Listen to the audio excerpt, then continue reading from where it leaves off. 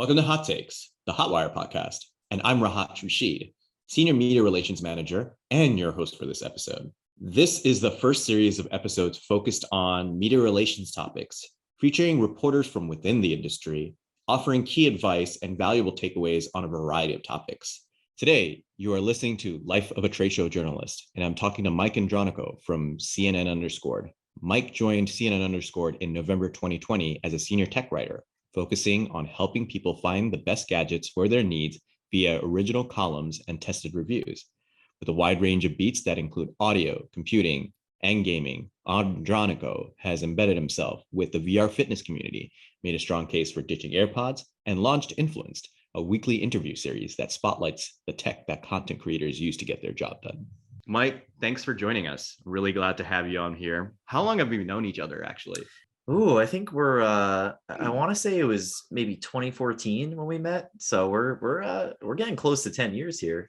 Wow. I didn't 2014 feels so far away. It's really interesting because I think the first time I met you was at my first agency, and it was just like a quick meetup where we're just playing video games. Yep. And just drinking some beers. And I'll be honest, I think you were one of the first people I actually met in my PR career. So yeah, I think that was the first time I actually met media reporters. Well, I think, yeah, especially you and, the people that were at your agency at the time. It was kind of the same for me. I think you guys were some of my first like PR friends where I kind of had a rapport with outside of just, getting emails from and whatnot. Yeah. And at that time you were at Tom's Guide, right? Yeah. It's insane just to see how things have changed, and happy to see things have been going well for you at CNN Underscored, and you've been really keeping up with some really awesome stories out there. Thank you. So just to get into this topic, I think this is a really fun one, particularly because one of my favorite things working in the PR professional career is attending trade shows. Mm-hmm. And I've been doing it even before that. When I was dabbling into journalism and getting experience into like going to E3 for the first time, I'm just like, whoa, this is super awesome. This is super cool. And getting to get an early look at things before it even is in the hands of consumers. So it's very different from both sides. And the approach is very different from a PR professional and a journalist based on my personal experiences. And I'm sure that like for you, it's the same experience as well for you, right? Trade shows are very exciting. I think kind of like you, I've been going to them since the beginning of my career. I actually I definitely got thrown into the deep end because I started at Tom's Guide mid 2013, maybe summer 2013, and immediately had to go to CES that January. So I went from having, and that was my first full-time journalism gig. So I went from having very little experience traveling and going to trade shows to going straight to CES, which was a great way to learn a lot of things really fast. What was the experience like just jumping in? Like, what is it like working at a trade show, or like getting ready for a trade show? What's it like working with PR people in that sense? Like, what do you generally see happen in that process? And what are some things that you personally like that PR people do? And some things that you would possibly say like, hey, let's slow down on this a little bit, because I'm pretty sure you get bombarded with a bunch of emails. Yeah, for sure. Great question. I mean, yeah, I think the process, it really depends on the show, but using CES as an example, as that's like a months-long process where, CES is every January. Obviously, it's been different the past few years because of the pandemic, but CES is typically in January. I feel like I'm booking CES meetings, by November, sometimes even as early as October. So I actually do appreciate when companies reach out kind of early. I know some people dread those CES emails, but I don't mind getting them, especially because at least for the outlets I've worked for, there's also Black Friday, Cyber Monday, which is a crazy time to be working in any type of tech or commerce journalism. So I actually appreciate when, people reach out about CES before that, and I could start making some plans a little early. So it's really, it's typically a few months of just going back and forth with folks over email. And as far as the things I appreciate, like I said, like I do appreciate kind of the early reach outs, because I've definitely gotten invites at the very last minute where it's just kind of my schedule is kind of full at that point.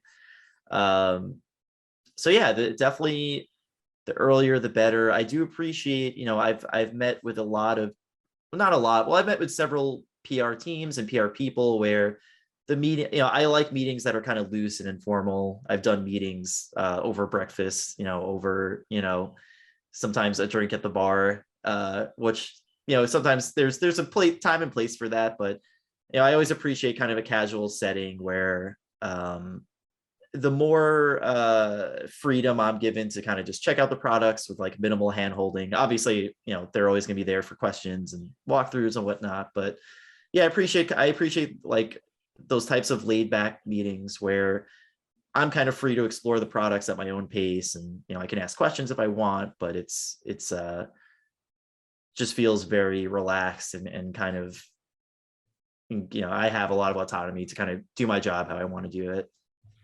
Yeah, I like the fact that you brought up the point that, one of the best ways to engage with media at the show specifically is not really just on the show floor. It's more of like trying that casual meetup. And that's probably my personal favorite thing to do as well.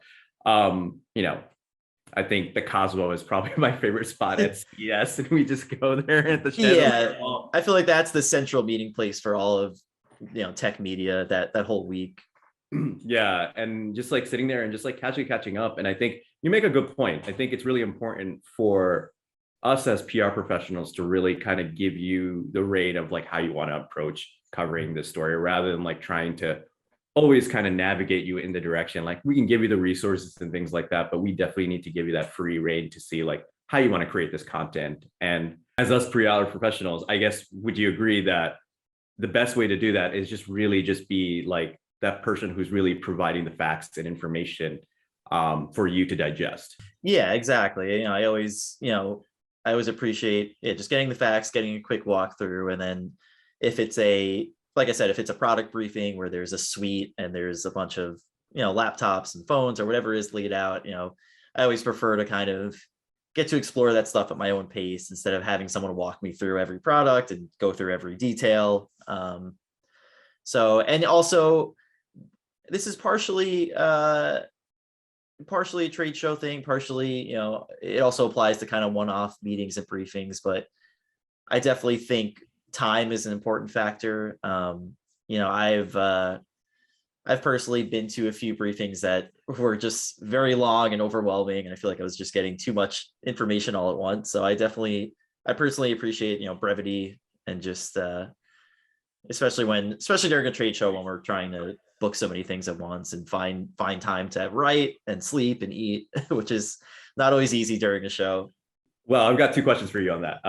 So the first one is, you're walking around on the show floor a lot, and like, you're running down from one schedule to another. Actually, three questions. The first one is, does it even make sense to email you while you're on the show, at the show? Like, is there any point of like trying to shoot you an email during that time? The short answer is not really. That's definitely not. I mean, I'm still checking my email as much as I can during any trade show, but that's definitely a much less effective way. I feel like, because I'm running around so much, like, a text message or anything of that nature is probably what I prefer, just because I'm quite literally running from hotel suite to hotel suite and, trying to find a cab in the middle of Vegas or wherever I am. So yeah, I think that's the one week where I prefer, more direct communication, whether it's a text or a call, if there's any type of last minute emergency or change of plans or anything like that. Okay.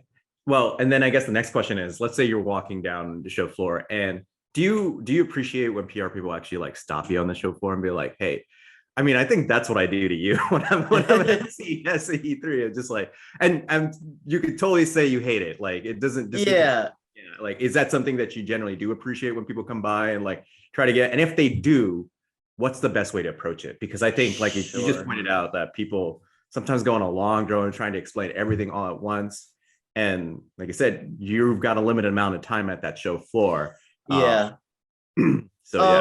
Yeah. I'll be honest. I generally don't prefer that. I think it's, there are exceptions, especially with folks like yourself that I'm really close with and people that I've worked with a lot, where it's kind of a different dynamic, if where we can kind of you can kind of hit me up more casually and we figure things out that way. But I don't, I'm not a fan of any type of just like cold calling in general, and that extends to like, being on a show floor and being flagged down. I feel like, again, when I'm at let's say it's a PepCom or one of those kind of multi-vendor big open things, like I really like to, if I want to go to a booth, I'm going to check it out. I don't really do well. I'm not a big fan of, trying to get pulled into a booth or that kind of thing. So yeah, I definitely appreciate the PR folks who kind of who understand that, and they know that, we're going to come by if we want to come by. If not, we'll, follow up later and get the materials or whatever it is. But so yeah, in general, that's not really my favorite thing, but obviously there are exceptions. If it's someone that I know really well or someone that I work with a lot, the dynamic can be a little different.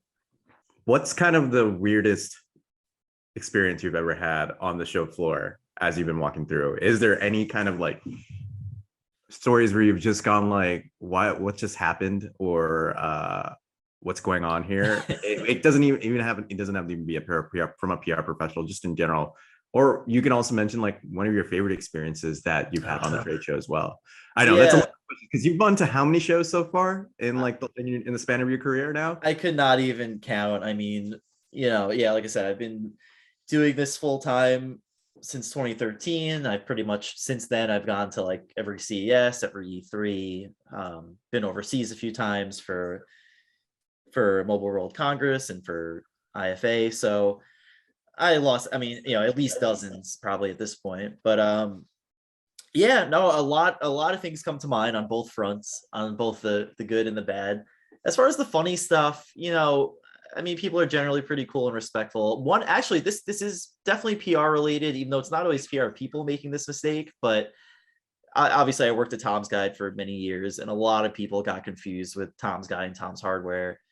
And I would have people like not both like PR people and just regular showgoers see my badge and be like, "Oh, Tom's Guide, I love you guys. I love your PC building guides that you do," which is very much a Tom's Hardware thing. So I dealt with a lot of that, and not just in the PR world, but just in general. There's just a lot of brand confusion, where a lot of people would get mixed up about who we actually are, even after I would like take the time to explain it. So that kind of thing definitely happens at trade shows. As far as favorite experiences, I mean, there's a lot. I mean, like I said, I mean, the best parts of all these shows, as we know, is just kind of getting to see people in the industry and getting to spend time with people you don't normally get to normally. So yeah, just a lot of great nights out, just seeing friends in the industry. I've spent a lot of those with you. A lot of those have been in Vegas, so I can't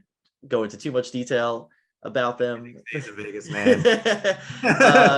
But no, yeah, obviously, getting to literally see other parts of the world. Like I was really blown away the first time I went to Barcelona and Berlin, which something I never thought like, doing this job would take me to.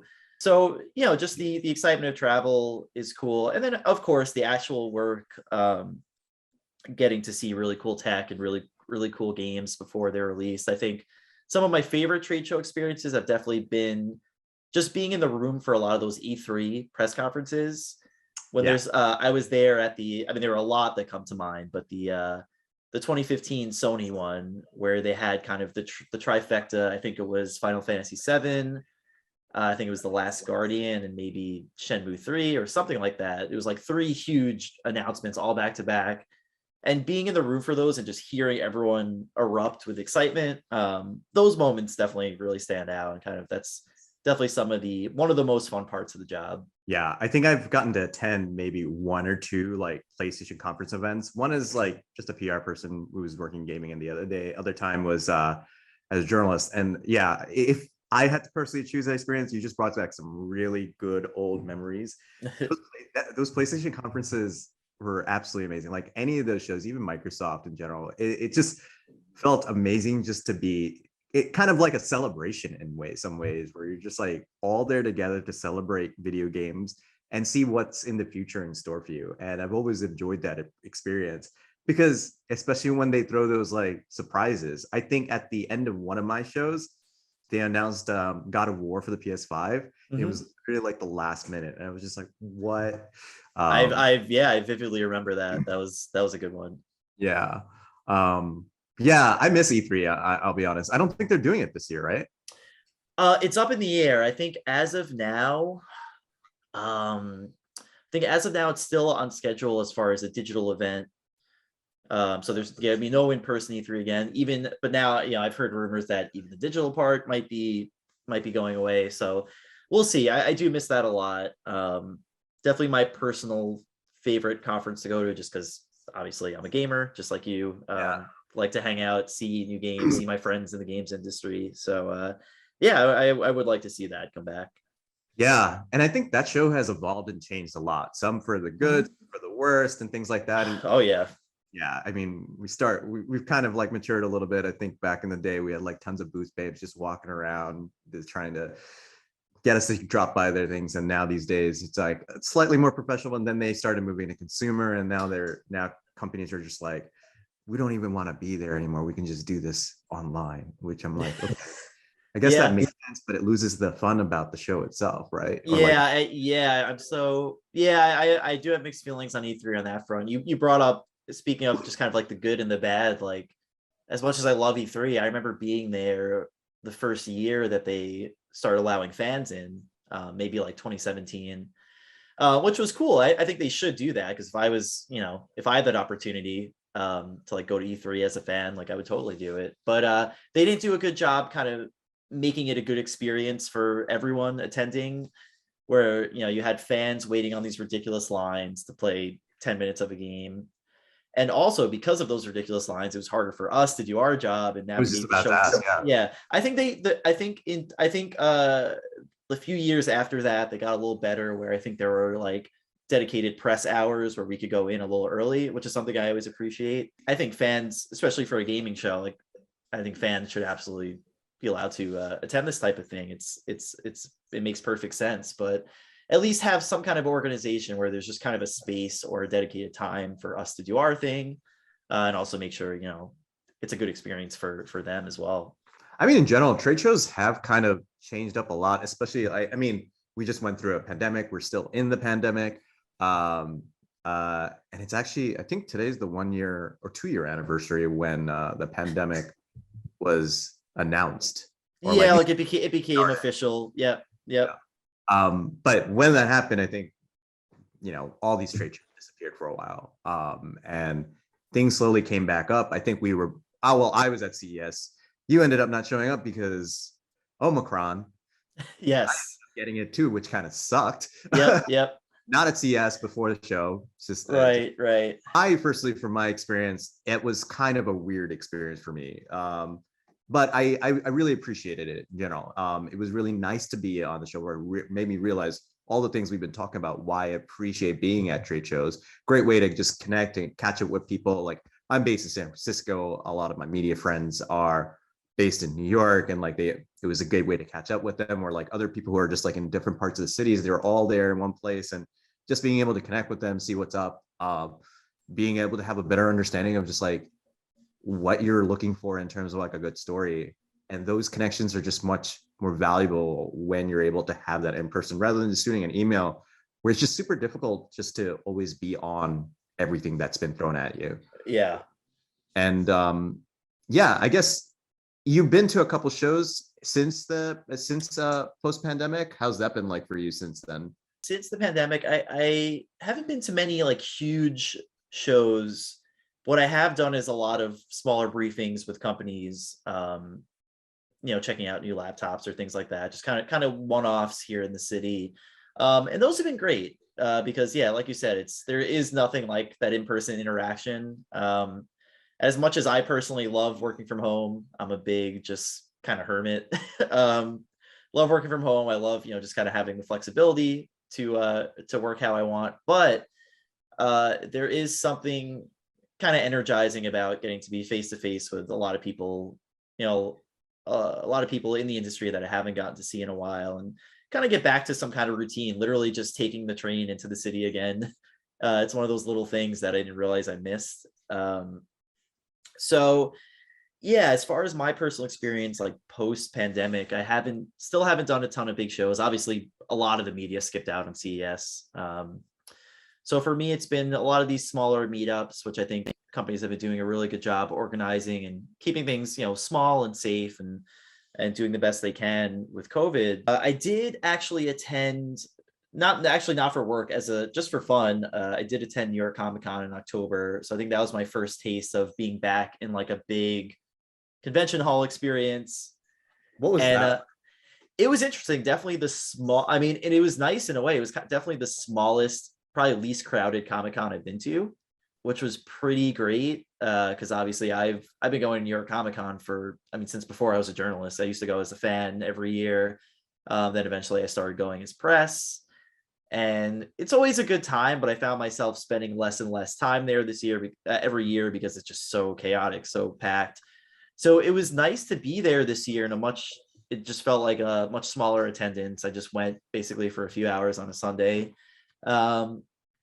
It was nice. Yeah. It was nice to like be at a convention, but also be at a much more focused, calmer version of that convention. You're not the first person to mention something about that on trade shows. When I was at CES this year and we're catching up with a couple of reporters, it was the weirdest thing to hear, but they were like, this is probably going to be one of my favorite CESs. For like, even there weren't that many reporters, mind you. It was like 2 or 3 reporters that I knew that actually showed up for the event because they got the green light to cover or come by, or they came on their own accord. But the ones that did show up, they did mention that this was one of their favorite experiences for the same exact reason, which makes me think it's like, while trade shows are nice and fun and stuff like that, I think what could make it better, it sounds like the more intimate, personal experiences where it's a lot more tighter group experience with like a select group of reporters being able to attend and like just be able to spend time with them is a lot better than just like being on this giant show floor with like all these people just trying to get your attention throughout the whole day.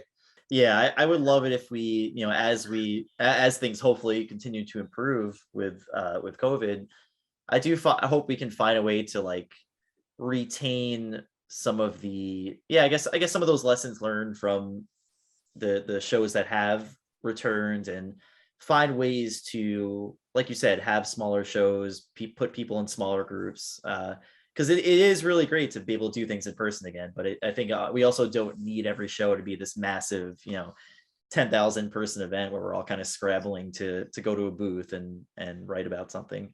Do you actually spend a lot of time writing at the trade show? Like, yeah, that's changed. That's evolved over the years. Actually, I still have yet to do a big one for Underscored, but I will say at Tom's Guy, we were very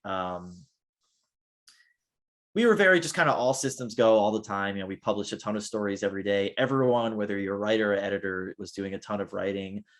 So for a lot of my trade show experiences at, Tom's Guy and Laptop, it honestly was, I got better at this over the years, but in the early years, it was a lot of like spend the whole day at meetings, get dinner, and then basically write in my hotel room until like the wee hours of the morning, and then, sleep a little bit, do it all over again.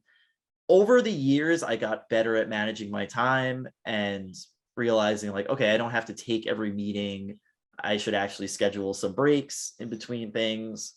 So I started getting better at actually getting my writing done during the day, in the press room or whatever it is. But in general, yeah, I've always, my job is always, or like, the outlets I've worked for, very much, we were always kind of reporting directly from the show. It's not like we would come home and then write. So, which I think is kind of the standard in our, in tech journalism. Yeah. So, yeah, a lot of late nights spent writing all night, which definitely was exhausting, but it was also kind of in those early years was a big bonding experience because a lot of us would get together in the same room and just have a big writing party.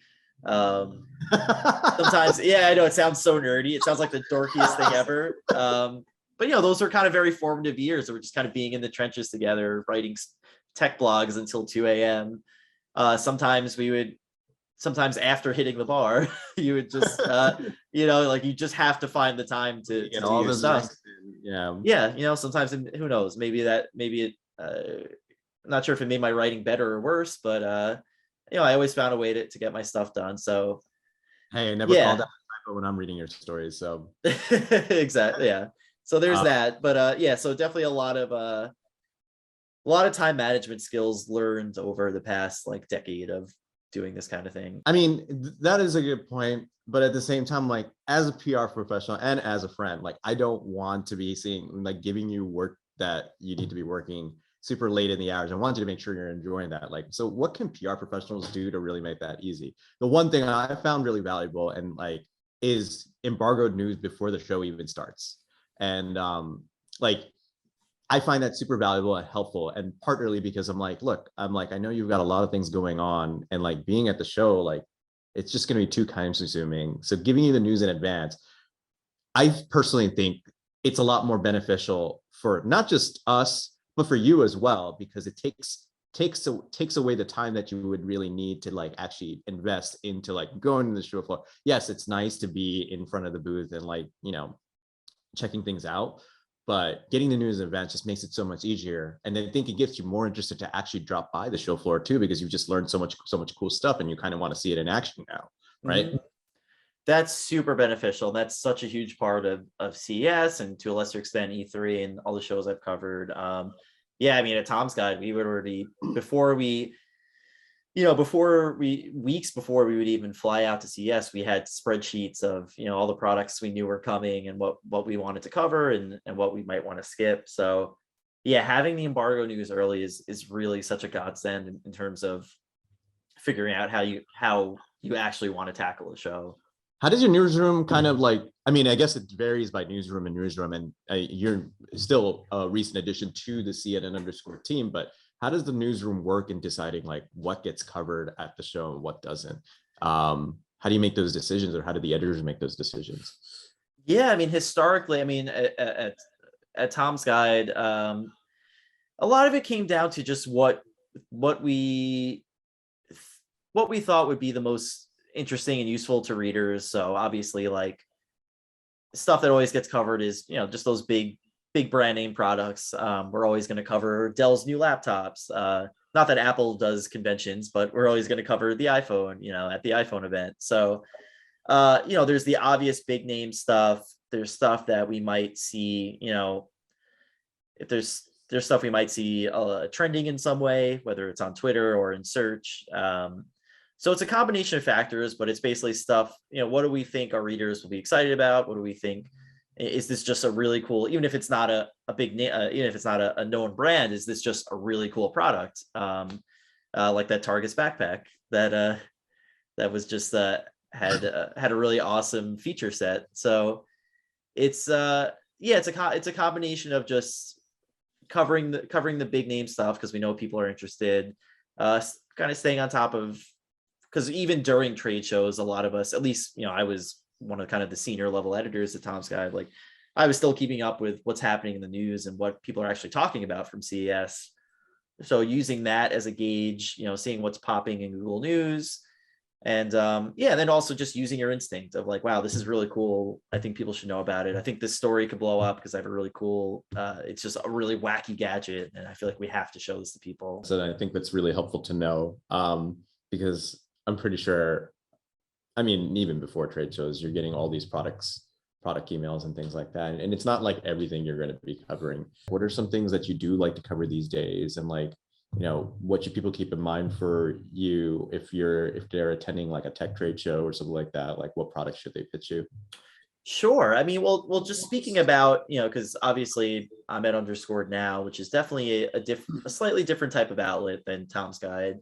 So I think we're a bit more, partially because we're a smaller team, partially because we have just kind of we're a different type of outlet, but we're definitely more selective, I think, than a lot of other tech outlets, because we're less about, basically our whole kind of mission is to focus on products people can actually buy, and provide buying advice around that. So we're not necessarily gonna, we don't really cover just straight up news. if we're not going to necessarily, there are exceptions. But we're not necessarily going to write about a new feature coming out, or we don't deal in rumors, or we don't deal in hey, this thing just got announced, but there's no price or release date. It's just kind of exists. So we're kind of hyper focused on the consumer. So it's really about, and at trade shows, that means, focusing on like going hands-on with products that are coming to market soon. Basically, that's probably the simplest way I could put it. It's like the more consumer focused it is, the better for us. And that's why I sent you that Targus backpack. Exactly. That was a good call. Well, thank you, Mike, for joining us today. And thanks to all of you who have been listening. If you'd like to hear more and from him, you can follow him on, where would you prefer people coming off to? The best place to follow me is just on Twitter at Mike Andronico. I share a lot of my work there. I also just make a lot of silly jokes there. I tweet about wrestling a lot, so you'll have to deal with that. And obviously check out CNN_@_.com. You can also find our stuff on the CNN homepage. So yeah, that's me. Well, thank you. And if you have any more questions or would like more information about Hotwire, please visit us at www.hotwireglobal.com. We'll have new episodes soon, so please sign up on our website and we'll let you know when they're available. Thank you.